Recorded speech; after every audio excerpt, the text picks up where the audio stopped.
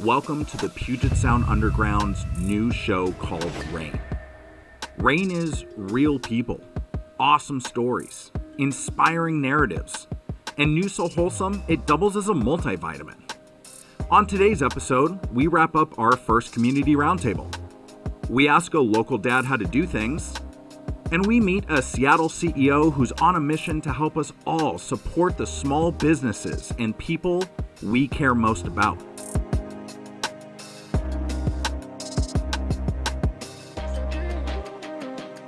Over a 2-day period, we took our community roundtable to downtown Tacoma, right outside the Pantages Theater.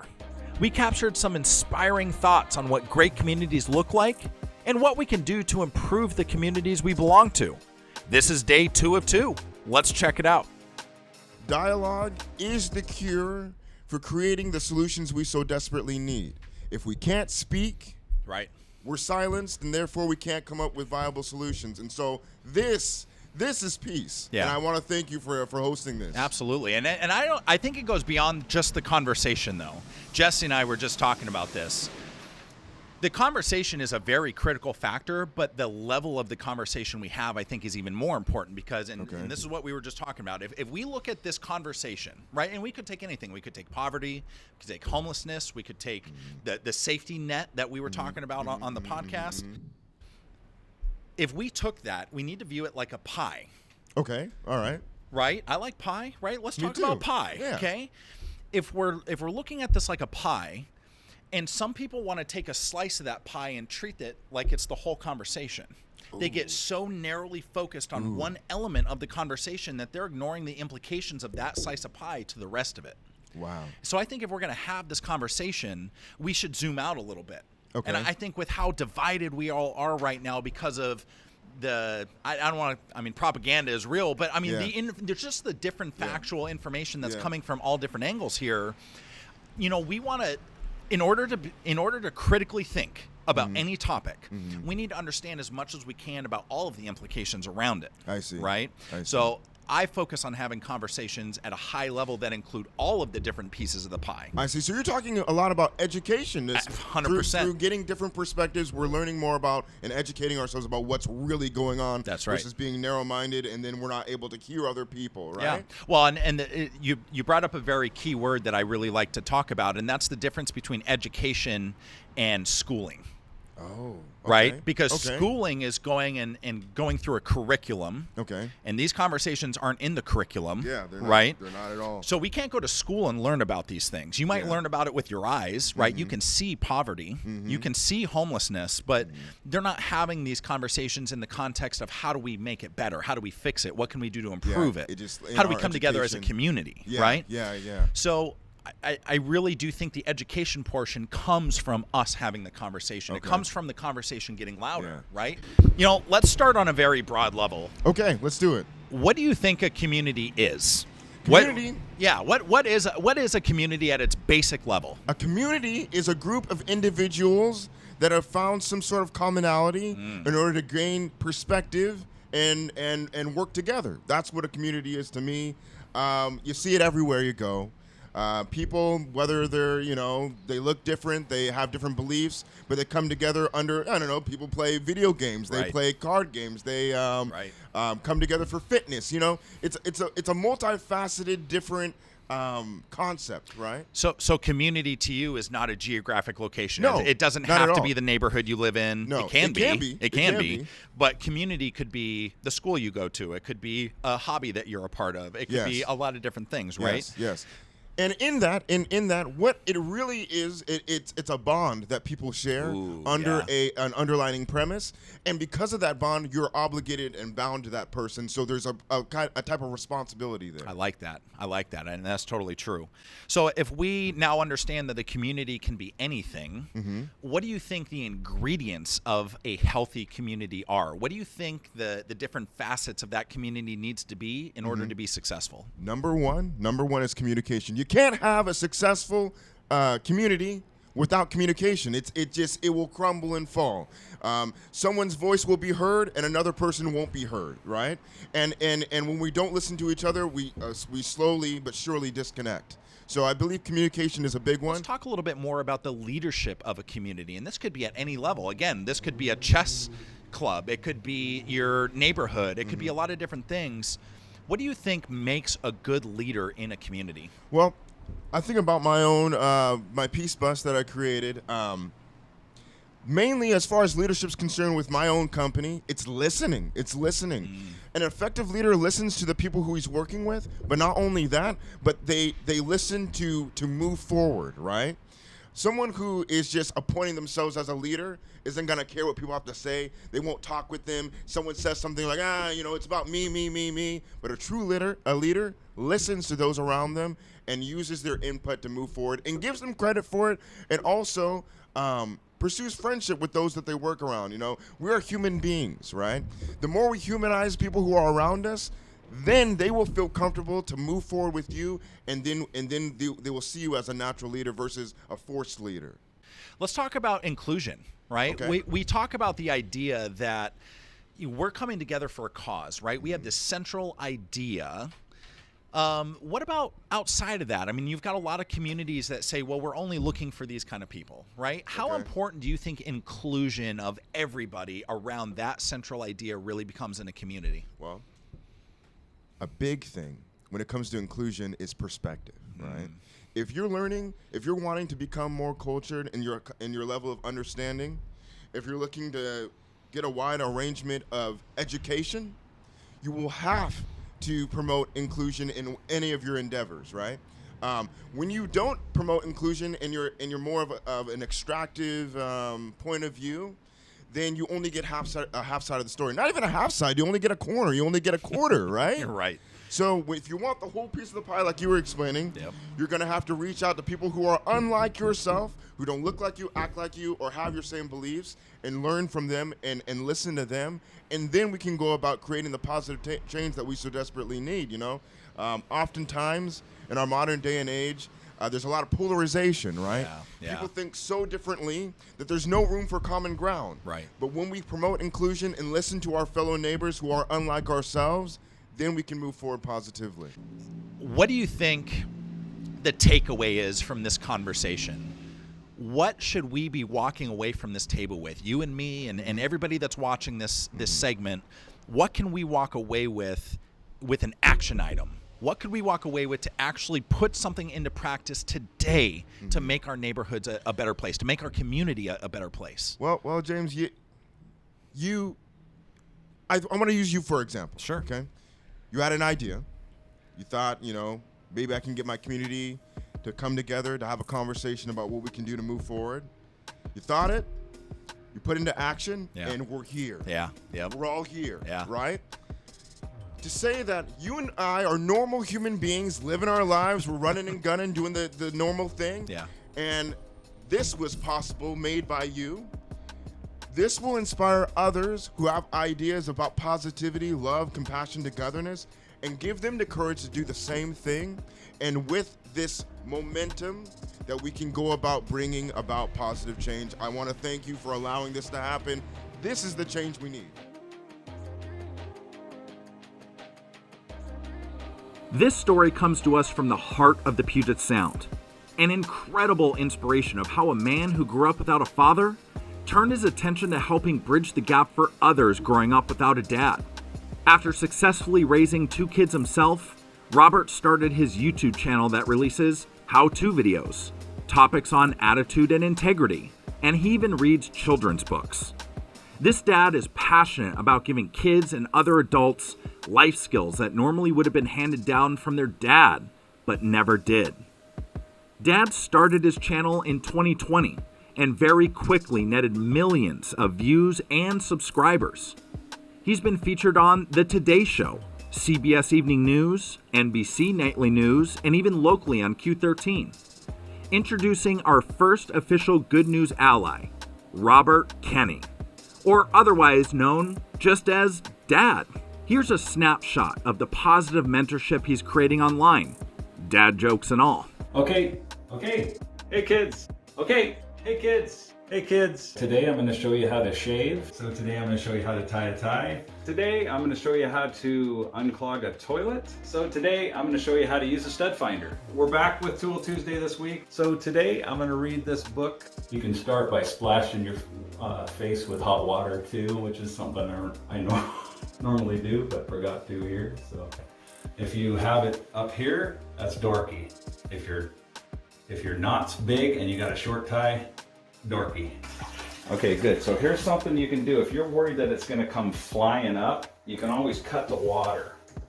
If you came here looking for help finding a boyfriend, that would be a different stud finder. Cora was a nervous girl. Always jumpy, always on edge, always wondering if something grim was going to happen. Down through the hole right there, and then you just kind of pump it, and then that sets the clog free. Okay, so we're going to go ahead and try this. So anyway, what we're going to be doing is we're looking for a stud behind this wall, and here's what a stud is. It's this. It's a 2x4. Okay, it's just a flat washer, and then here's a nut. Okay, that's what's called a nut. This is called a bolt, and then those are meant to work together. Okay. Cora took a deep breath and said in a hushed voice, I just have too many what ifs. Sometimes you have to go to places a little bit more often. Then we come across the front. We go around the back and come through, right? And you kind of work it around to get a good seal. And then you kind of push. Every 16 inches in America, standard code is you'd find one of those every 16 inches as you work your way down, okay? I tried to grab this here. It doesn't fit really well. So you open it up and then it fits really well. See? Then you can grab a hold of that, okay? She couldn't help but wonder, what if? And then here's the tricky part around the nose. And then there you go. We've got a beautiful knot. Now we take this, we drop this collar down, and then work that suction.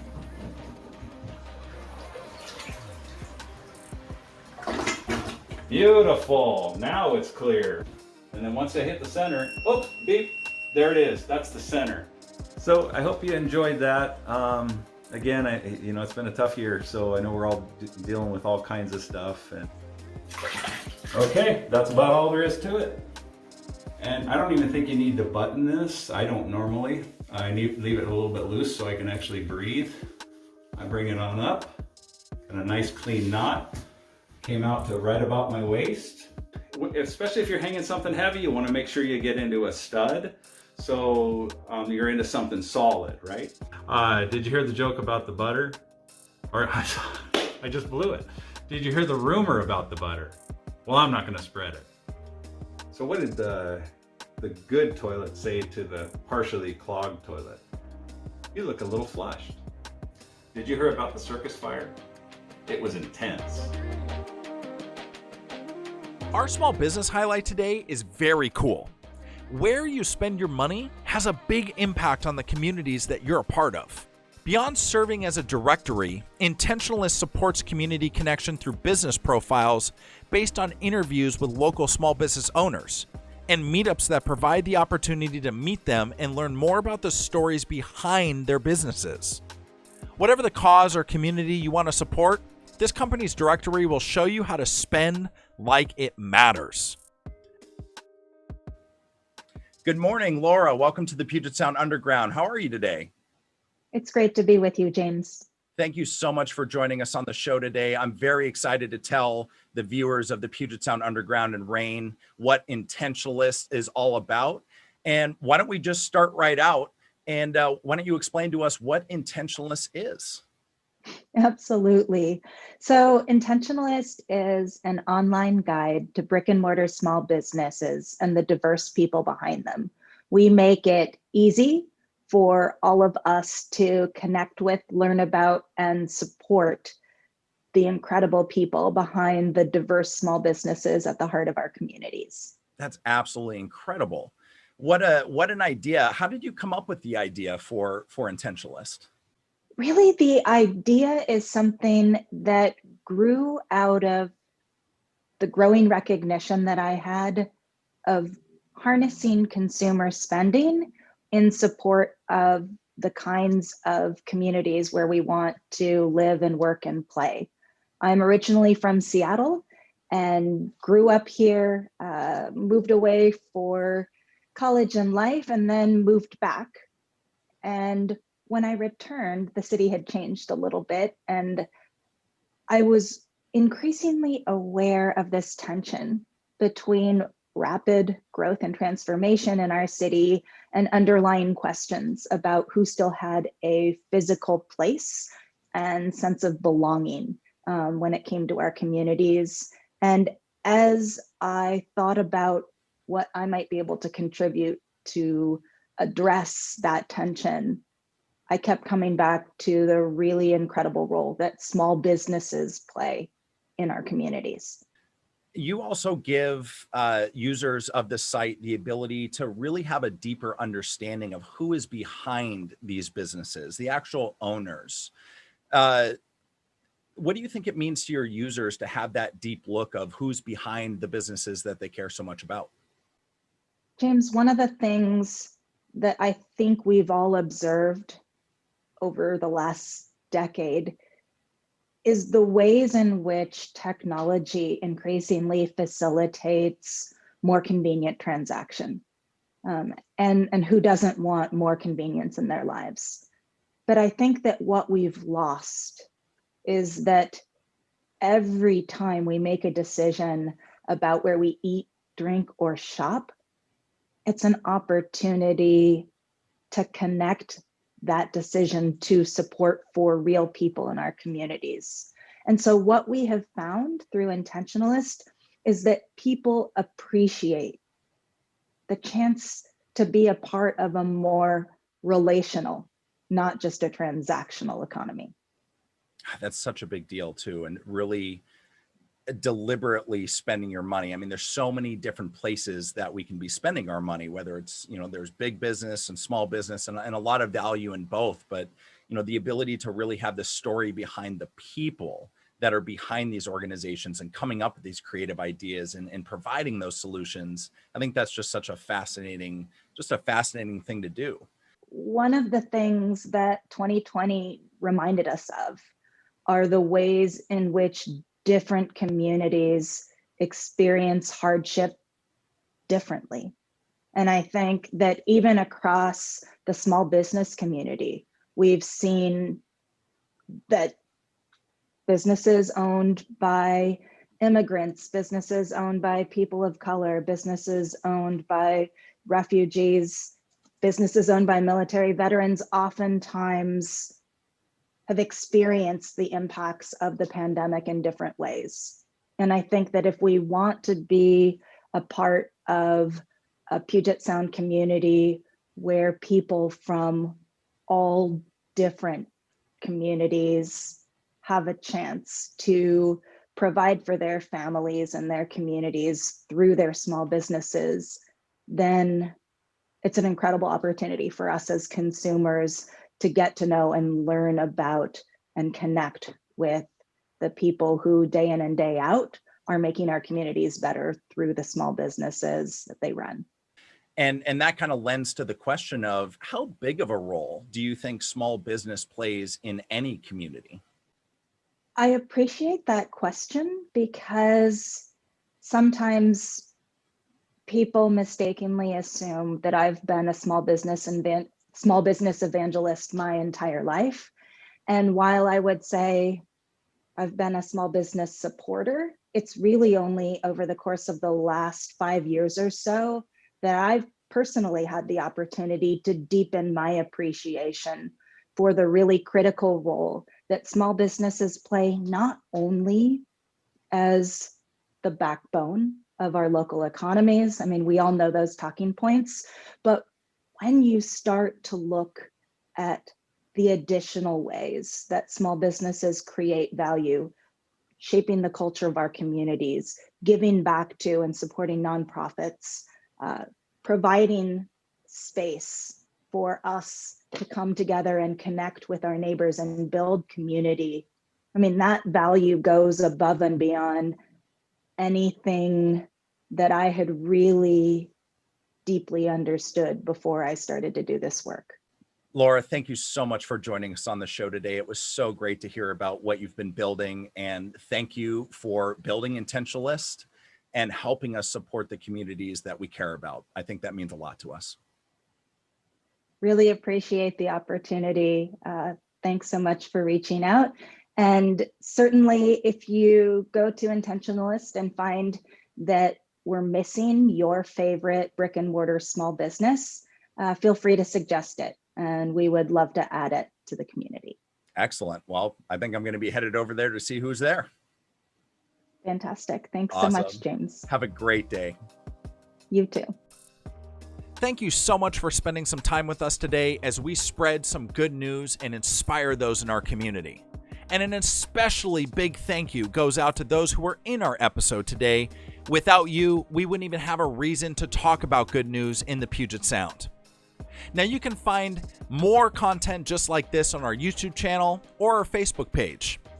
Also, if you have or have heard of good news stories in the Puget Sound, we would love for you to submit that information to us. You can email us at rain@PugetSoundUnderground.com or message us directly through our Facebook page. We would love to share the good news that you have on our next episode. I look forward to seeing you and all sorts of good news next time.